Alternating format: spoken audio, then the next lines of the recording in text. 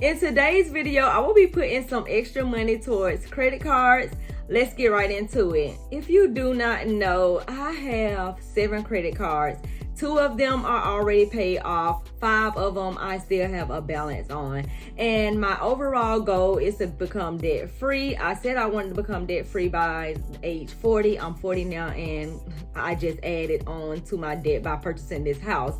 So currently I'm really focused on rebuilding my savings back up, but I still want to be paying down debt, especially credit card debt, because I just looked at one of my statements and saw the interest. The interest was almost the same as the monthly payment, and I was like, girl.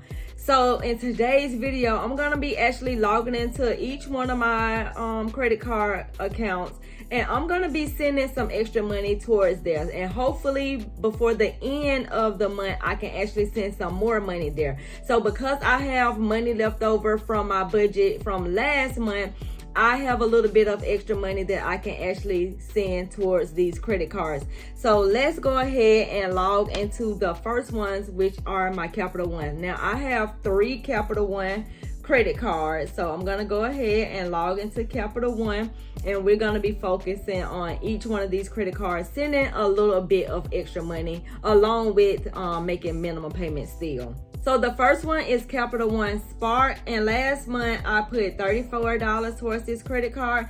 So I just want to go ahead and make an additional payment of $30.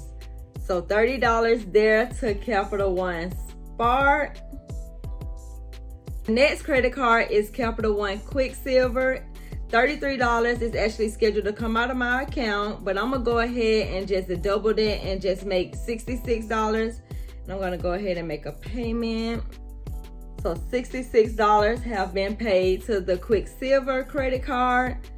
The next credit card is Capital One Savor. I know a lot of Capital One credit cards, but Capital One was looking out for your girl when nobody else would. When she had bad credit, Capital One was the one that came through. I started off with like a prepaid card. I forgot exactly what they called those, where you had to put your own money and make your own limit by using your own money. And then eventually, once I started making on-time payments and keeping the credit cards in good standing, they approved me for regular cards. So the Capital One Savor card, that one is due on the 3rd as well, and it's scheduled $72.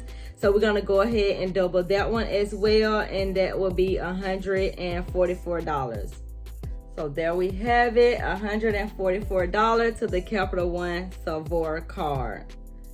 I feel really good about making these payments, although it feels like, okay, that's already almost $300 there.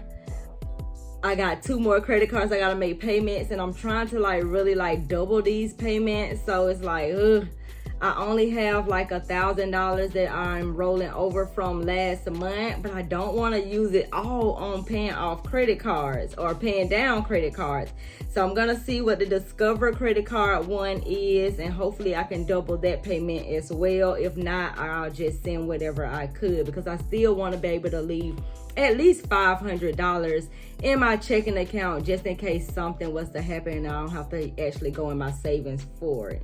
So for the Discover credit card, it's saying that the minimum payment is $45.75, and that one is due on November 14th. We're gonna go ahead and double that one as well. Let me see exactly what that is. And that is $91. So I'm just gonna go ahead and send $100 over there.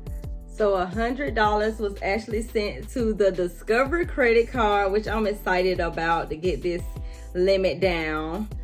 Last but not least is the Navy Federal credit card, and you already know the Navy Federal credit cards is like $9,000.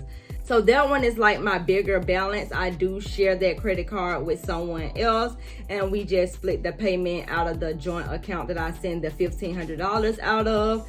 So when I log into the Navy Federal credit card account, the minimum payment is $228.34. I still have $170.58 in rewards cash.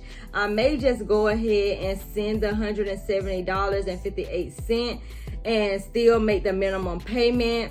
I think I'm gonna go and do that. That way I'm really not touching money out of my own pocket. So I'm just gonna go ahead and use my reward balance, and I'm gonna redeem it and put it towards the statement.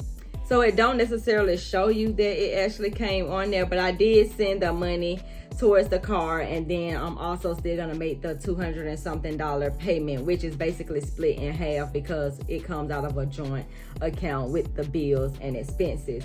So in total, we sent $340 towards credit card out of our own money, on top of the $170 that I had credit on the Navy Federal account as well. But I think that is super exciting, being that I am rolling over $1,000 from the previous month, and I'll still have some money left over after sending extra money towards these credit cards. So that is it for me putting extra money towards my credit cards. And make sure you check out my Sunday reset, where I show you how I budget and plan out my week. Bye.